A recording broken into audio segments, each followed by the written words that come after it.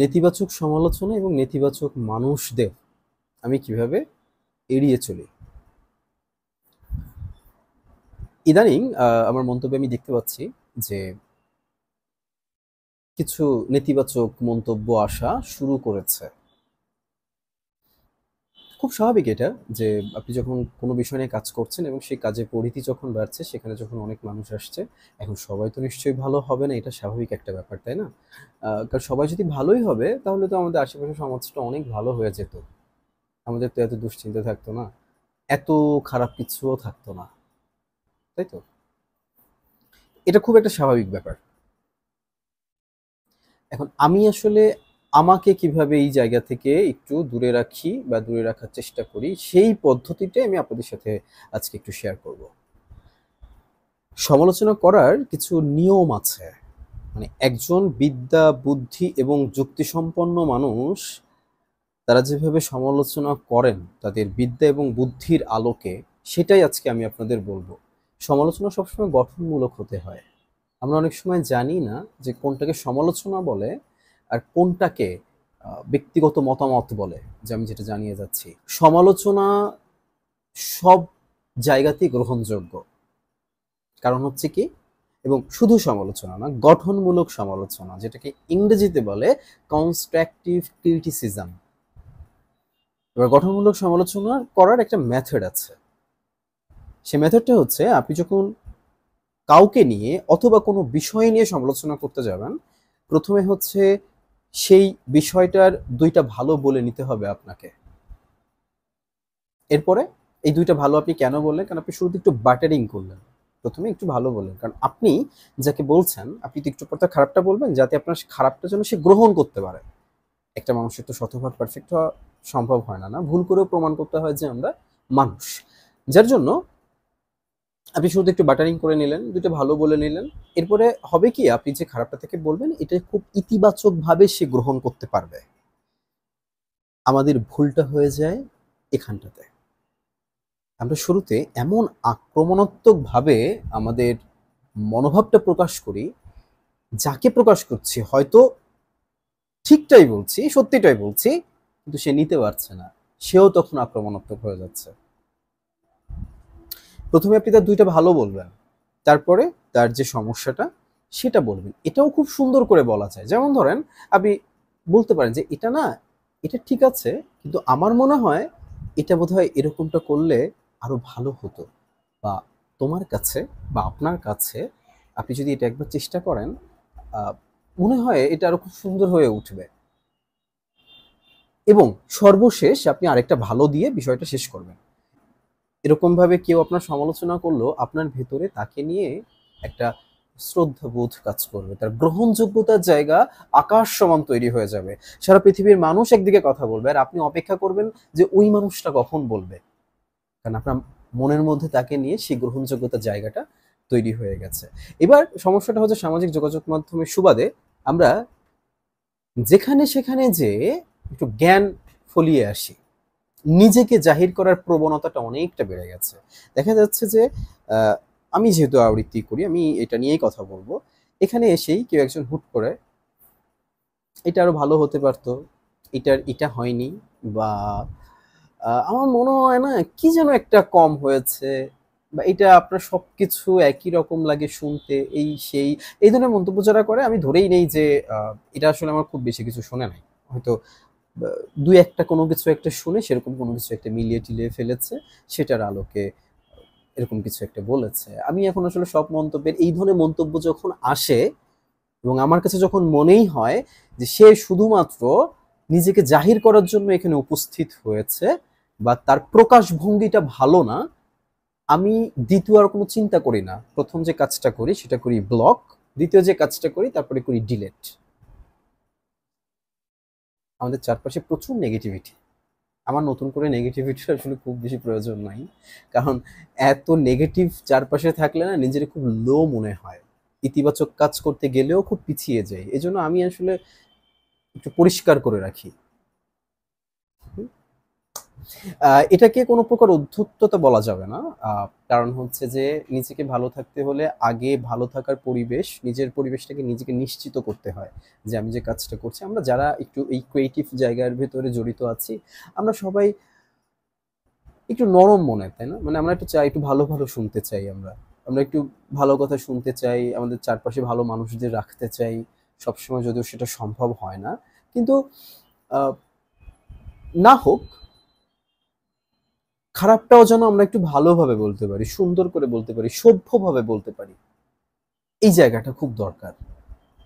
আমার আবৃত্তি সবার ভালো লাগবে এটা আমি নিজেই বিশ্বাস করি না। কেন সবার ভালো লাগবে? সবার টেস্ট লেভেল কি এক? আমাকে আপনার ভালো নাই লাগতে পারে, কোনো সমস্যা নেই তো। আপনি চাইলে সেটা এড়িয়ে যেতে পারেন। আর আপনি যদি সত্যিকার অর্থে আমার ভালো চান, আমাকে ভালোবাসেন, বা আমাকে যদি ভালো লাগে, বা আমার আবৃত্তিটা যদি আপনার ভালো লাগে, আমি অনেক জ্ঞানীগুণী মানুষ দেখেছি। আর এই কবিতার সুবাদে তো সেটার পরিধি আরো অনেকটা বেড়েছে। তো আমি সত্যিকার অর্থে জ্ঞানী মানুষদের জ্ঞান দেওয়ার ধরন এবং সমালোচনা করার ধরন দুইটাই আমি জানি। আপনার উদ্দেশ্য যদি থাকে আমাকে সংশোধন করা, সেটার প্রয়োজন নেই সবার সামনে বলা। যদি আপনার উদ্দেশ্য থাকে আমাকে সংশোধন করা, আপনি চাইলেই আমাকে একটা মেসেজ করতে পারেন, আমাকে আলাদা করে বলতে পারেন যে বিষয়টা এমন না, এরকম ভাবে হলে মনে হয় এটা খুব ভালো হয়। এই কথাটা, এটা আমি শিখেছি জ্ঞানী মানুষদের কাছ থেকে, যারা সত্যিকার অর্থে বিদ্যা বুদ্ধি সম্পন্ন মানুষ, সভ্য মানুষ, আমি তাদের কাছ থেকে এটা শিখেছি। তারা সবার সামনে হয়তো যেটা ভালো সেটা তারা উপস্থাপন করেন, আলাদা করে ডেকে নিয়ে যে ইমন, এই কাজটা না মনে হয় এভাবে করলে একটু দেখো তো কেমন হয়। আমার মনে হচ্ছে যে এটা মনে হয় তোমার কণ্ঠে একটু বেশি সুন্দর লাগবে এই কাজটা এভাবে করলে।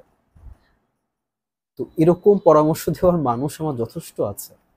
আমি জানি পরামর্শ কত সুন্দর হয়, আমি জানি সমালোচনা কত সুন্দর হয়। গঠনমূলক সমালোচনা একটা মানুষকে পরিবর্তন করে ফেলতে পারে।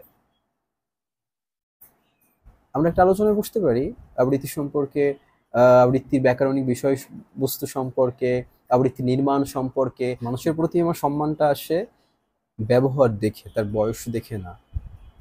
আমার বয়স থেকে অনেক ছোট অনেকেই আছে যাদের প্রতি আমার আকাশ সমান শ্রদ্ধা, শুধুমাত্র তাদের আচার আচরণ এবং ব্যবহারের কারণে।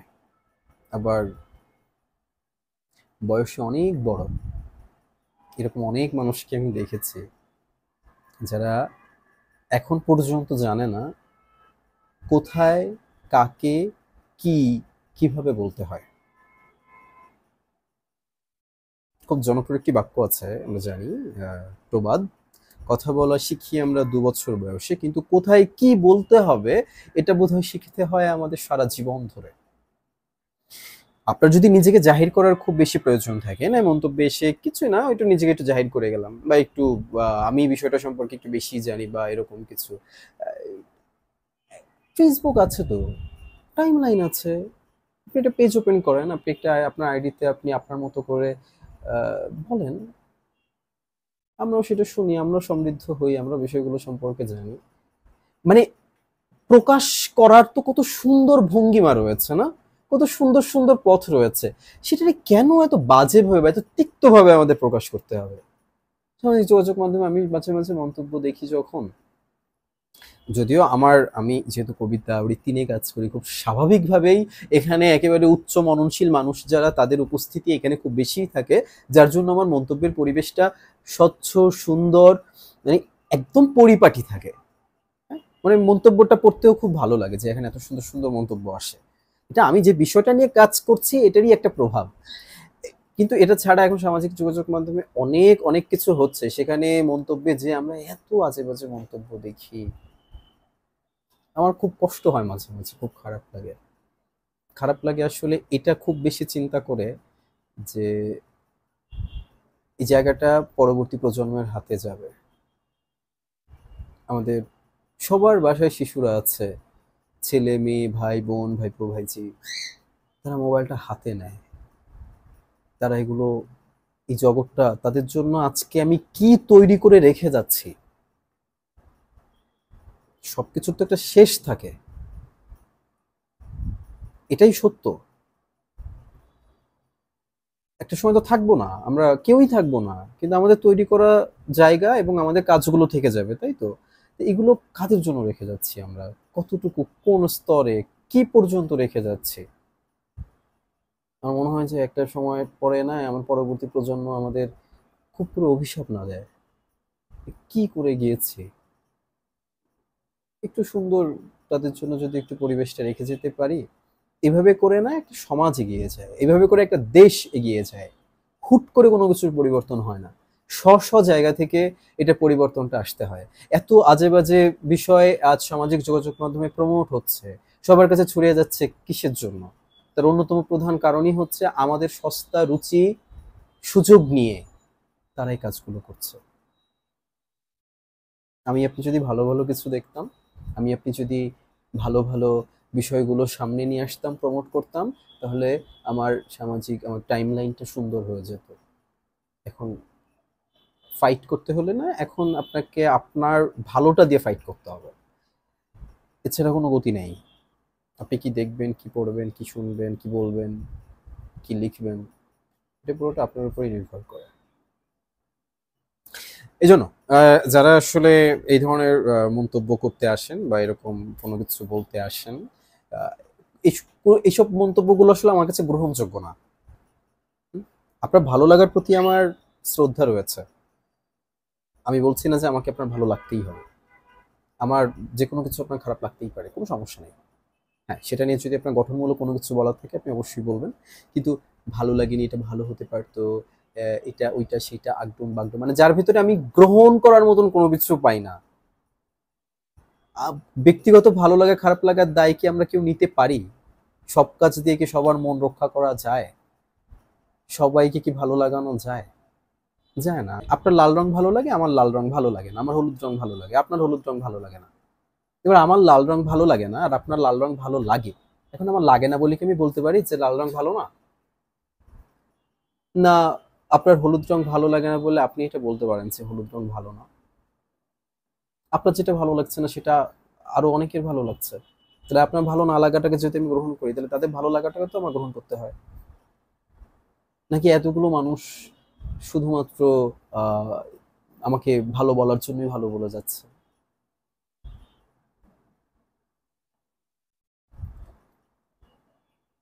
আমার জন্য কোনটা ভালো কোনটা খারাপ, আমরা জায়গা থেকে সেটা জানার চেষ্টা করব, বোঝার চেষ্টা তো অবশ্যই করব। শুদ্ধতা, আমি প্রকাশভঙ্গিতে বিশ্বাসী। আপনি কত সুন্দর করে প্রকাশ করছেন এটার উপর নির্ভর করে যে আমি আপনার এই বিষয়টা গ্রহণ করব কি করব না। সবাইকে বিনীত অনুরোধ করছি, আমরা চেষ্টা করব গঠনমূলক সমালোচনা করার জন্য। আহ, দেখবো না এই কাজটা করলে আমাদের সম্পর্ক ভালো থাকবে, নিজেকে সুন্দর করে প্রকাশ করতে পারবো, আহ, সবকিছু খুব সুন্দর হয়ে যাবে। হ্যাঁ? সুন্দর করে কথা বলো, সুন্দর ব্যবহার, এটাই দিন শেষে থেকে যায় আমাদের সাথে। সেই মানুষটাকেই মনে পড়ে যার কথাগুলো সুন্দর ছিল, যার ব্যবহারটা ভালো ছিল, যার আচরণটা ভালো ছিল। সেই মানুষগুলোকেই আমরা মনে করি বা মনের মধ্যে থেকে যায়। জোর করে যেমন কাউকে মনের মধ্যে ঢোকানো যায় না, জোর করে মনের মধ্যে কেউ থাকলে তাকে বেরো করে দেওয়া যায় না। তো যে মানুষটা এই মুহূর্তে আপনার মনের মধ্যে জায়গা করে নিচ্ছে, সে তার কাজ দিয়েই আপনার মনের মধ্যে জায়গা করে নিচ্ছে। আবার সে যখন বের হয়ে যাচ্ছে আপনার মনের মধ্যে থেকে, তখনও কিন্তু সে তার কাজের মাধ্যমেই সে আপনার মন থেকে বের হয়ে যাচ্ছে।